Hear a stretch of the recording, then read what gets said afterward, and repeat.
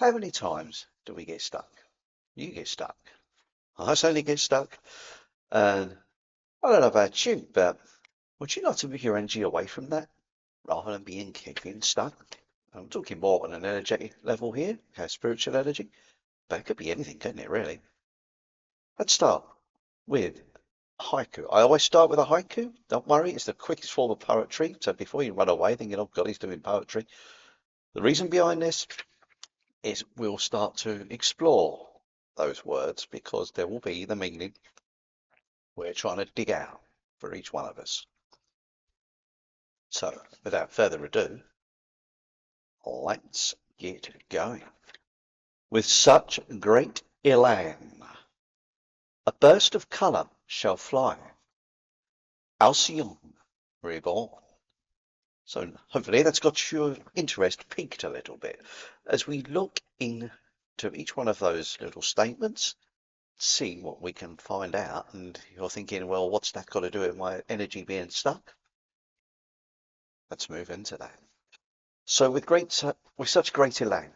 So elan's a rarely used word, isn't it? And it's like a dash of style. It's like a proclamation. It's like a bit of flair that we're gonna, show who we are. And when you're stuck, when you're not really doing very much, and you're kind of like thinking, what do I do? Our energy is kind of like just kind of doing this, moping around is like turning into almost like a, I don't know, forgive the imagery that I'm going to conjure up for you. It's like a great big slug just falling down and not doing very much. And when we're in those situations, we can kind of let go of things a little bit. We can let go of our presentation, our imagery, or whatever. And okay, I know I'm no wall painting, but I'm talking more, probably more those people who really are kind of like thinking, oh, nobody ever sees me. I'm like invisible. And if we're not careful, we start to literally condense, energy condenses. And that's not good for ourselves physically.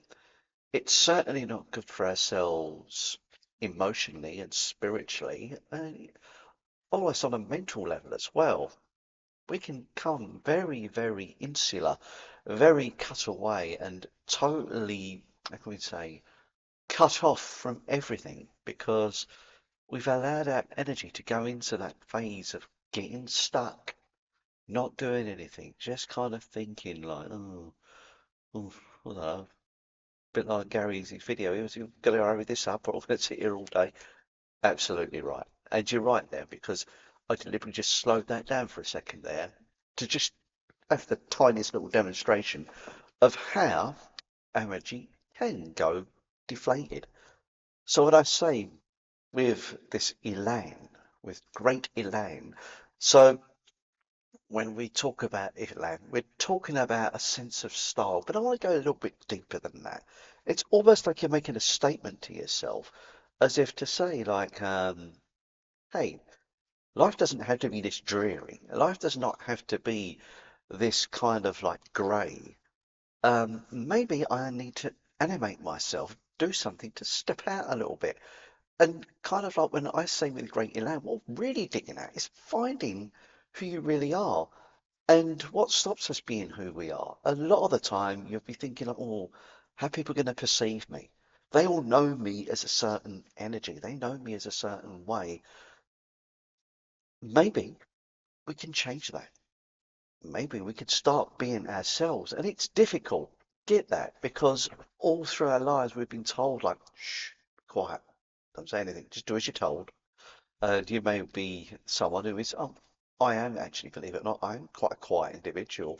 And I can go into these phases where I won't say very much. And it's like, because sometimes I just don't know what to say. It's like, kind of get sort of like repressed.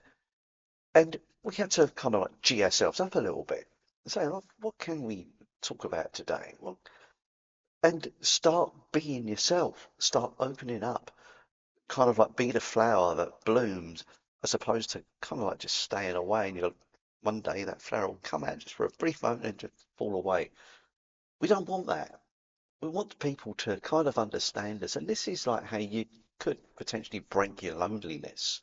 Because if you're a little bit lonely and you're kind of like not really fitting in, if you can just look within yourself and break the shackles of like kind of like what's holding you back, and be yourself.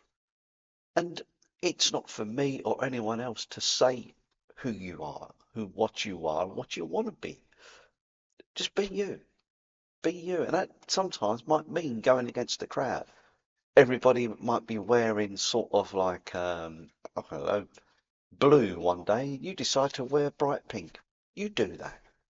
You know, you just be yourself. You might get a bit of funny looks or whatever, but at least you're being yourself. You're being finding that confidence to get out there, and with a dash of style. And just don't apologise to anyone for being you. And that is one way you can kind of like move out of that sticky energy. Because believe you me, once you get out there, it's like the first phase of breaking out of your prison cell. So you've got the keys and you think, oh, I'm dressed in pink today and I've got a few funny looks, but you know what? I feel good. So the next day you might go out and you might wear some, God knows what I thought of this, from big old platform shoes from the 70s. If that's your thing, why not? People say, Jesus, that's like 50 years ago, mate. You're out of fashion. But you know what? You don't care because you're being yourself, you're being authentic. And eventually people kind of get used to you now. They'll get used to your kind of like new ways. And so you can break out the prison. But I won't lie to you, it's not always easy. So it needs practice and just reaffirming to yourself that you do belong, that you are yourself, that you can be that. So that is the first line. We're looking at that. And then I come to a burst of colour shall fly. So when we think of colours, because I'm looking from a spiritual perspective here about colours, we're going to talk about chakras a little bit. So if you've no idea what chakras are, best way I can describe it is almost like for anybody, it's very much from the kind of like sort of like Eastern philosophy from places like India, maybe China, Japan to a lesser extent, but it really comes from India. How they would look at our whole body as like energy system, like little energy centers, going from right from here to here to here to here to your solar plexus to your navel and round your base. I'm not going to demonstrate the base. You don't wish to see that. But all joking aside, they are energy centers and they have particular colors associated with them. And what we try and do now, being as an energetic healer, someone who does Reiki and other things besides, what my role is when someone comes to me for a session is hopefully to get those energy centers moving because they can get stuck. And this is why you find yourself stuck because your energy is stuck. And that can come from so many different ways. It could be physical, it can be mental, it can be emotional, spiritual even, or you just feel like a general malaise. Like, ugh. And let's be honest, it happens to us all. I mean, when you think about all the things that do hold you back, such as your work life, for example, you might be doing long hours. Now, one part of you is working really well physically. You're probably having to do quite a little bit of work. But at the same time, are you recharging yourself when you're finished? Or maybe you have a brief sleep. We could go and get smashed down a pub or whatever. You're not recharging. You're not recharging. You're kind of like you sort of like drawing on your batteries. That's how I call it. So, and over time, this can impact on our health and on the wealth of our cells, of our spirit, of our energy. Don't really want to be there, do we? We want to stir it up a little bit. So one of the things we can look at, regardless of everything else I'm going to discuss, is your work-life balance for one, and life in general. Where are you being pulled? Where's your energy being pulled? And when we recognize that, it kind of like getting into the stage of like, okay, need to balance things out a little bit here. And when I've got my balance, my energy's better. I'm starting to feel like I want to do something. I want to move. This is the whole point. We want our chakras, we want our energy to move. Imagine yourself like pouring all this color out into your own little world, into your own dominion. And now, I'm not saying to you, get a paintbrush or can of spray and start dashing it everywhere. You might if you want to. But when I'm talking about a burst of colour shall fly, the burst of colour is this moving, getting that energy moving, getting stuff done. My lovely partner, she talks of this thing called ramp it up, where you kind of like fire your energy up with your breath, your body, and you get moving. You don't stand around and feeling sorry for yourself. Kind of got to make that happen. And you think, well, okay, Gaz, yeah, but all right, you're telling me to move. How do I move? What am I supposed to put my energy into? What makes you happy? If I was to say to you, what makes you happy? And what are your hobbies? What do you want to do? Straight away, you're probably thinking like, oh, I don't know, maybe I like dancing. Put your energy into it. Go dancing. Find out where you can go dancing. Suddenly, you're activating that energy system. This is one simple thing you can do is to find somewhere where you can dance, move around, doing your salsa or disco nights, whatever floats your boat.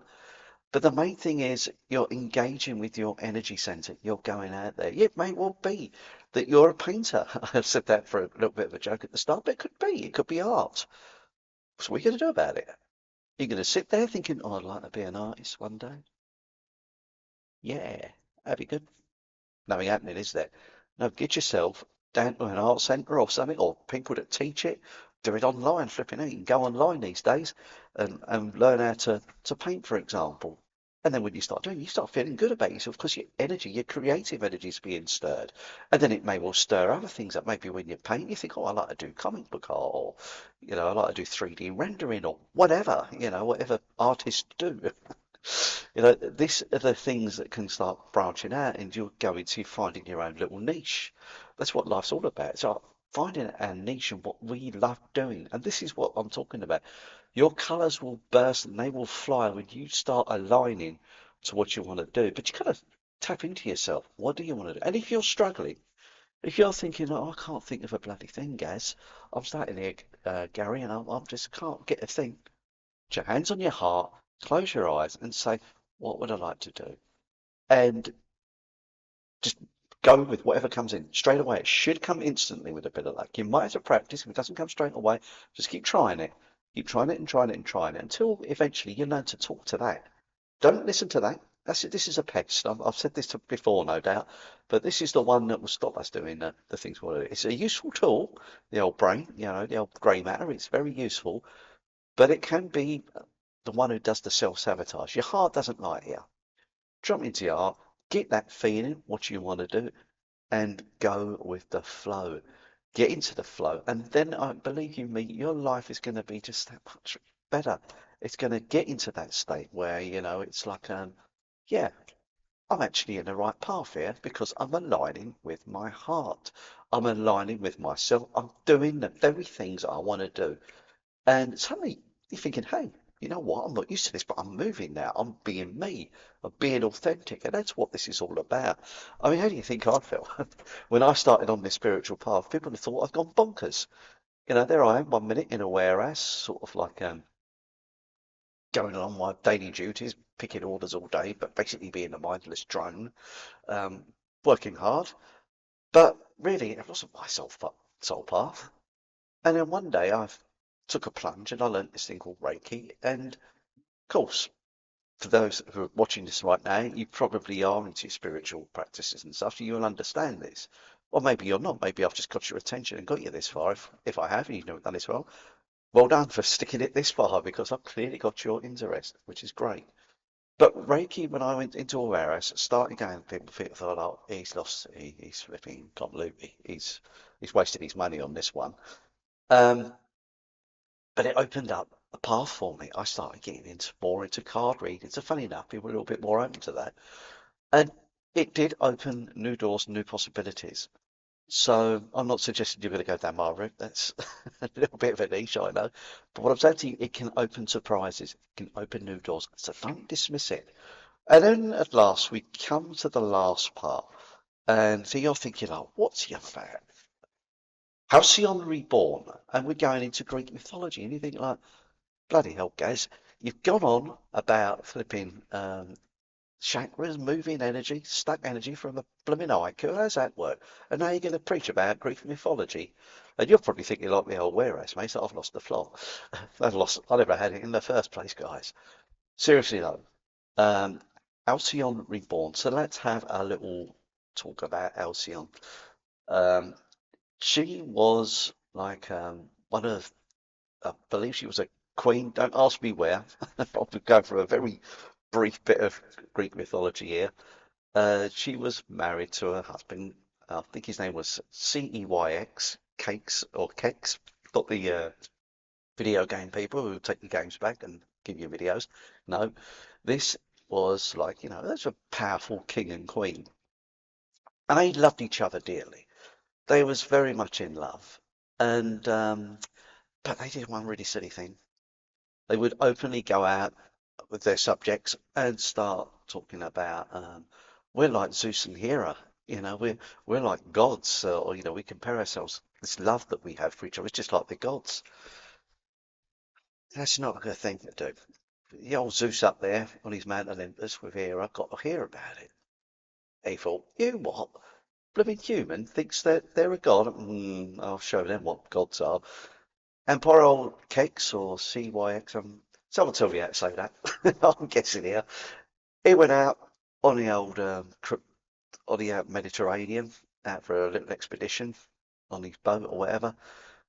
And old Zeus, he fired off the thunderbolt. That was the end of poor old Kex. He'd gone. And so he was lost at sea.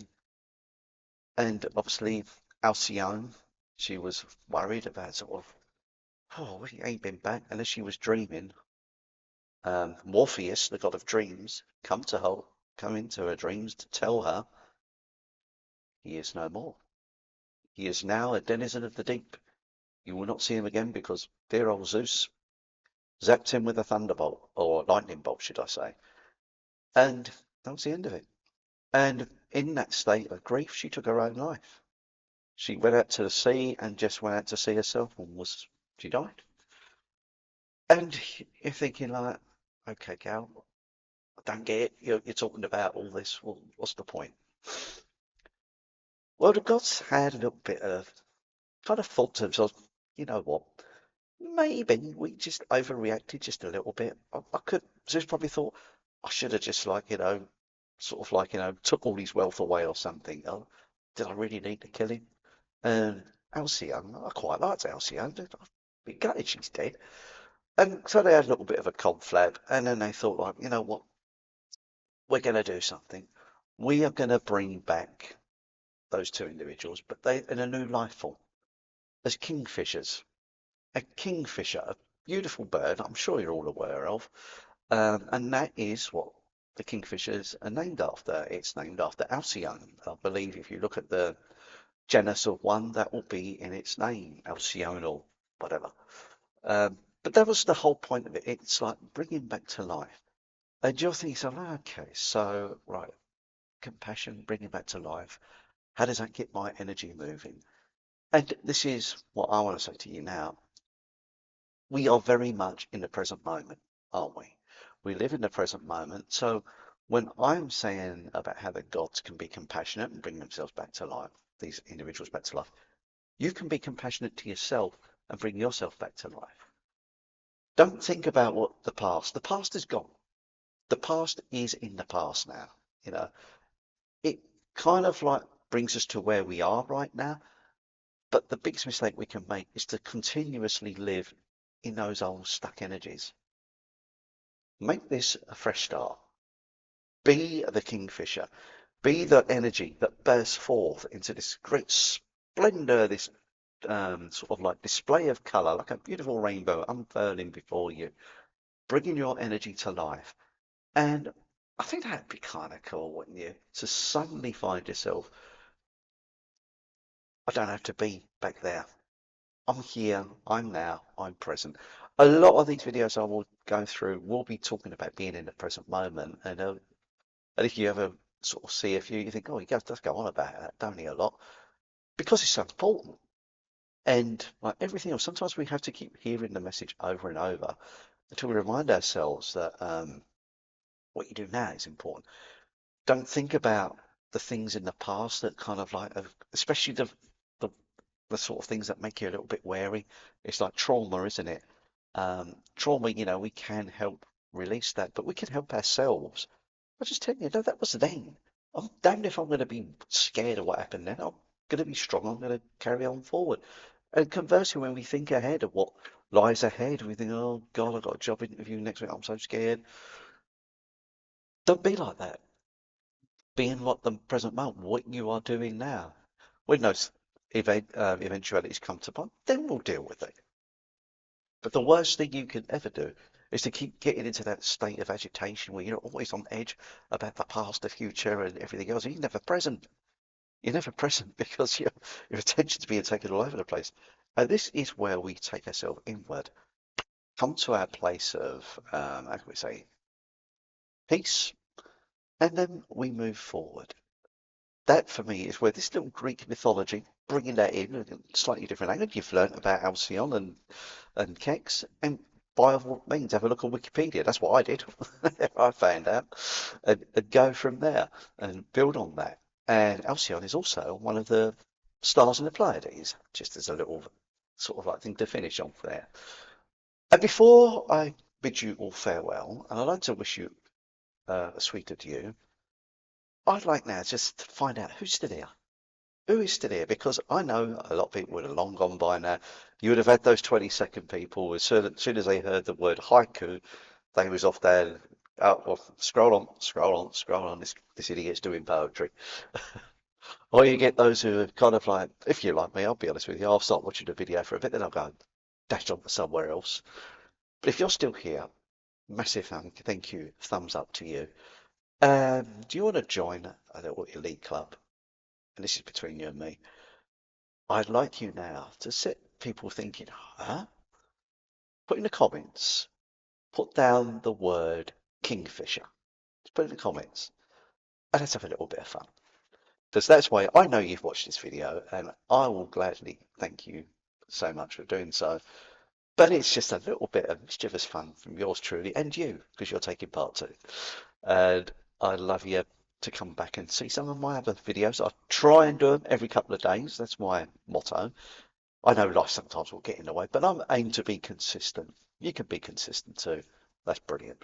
Anyway, I've waffled on enough. Kingfisher, remember. Much love. See you in the next one.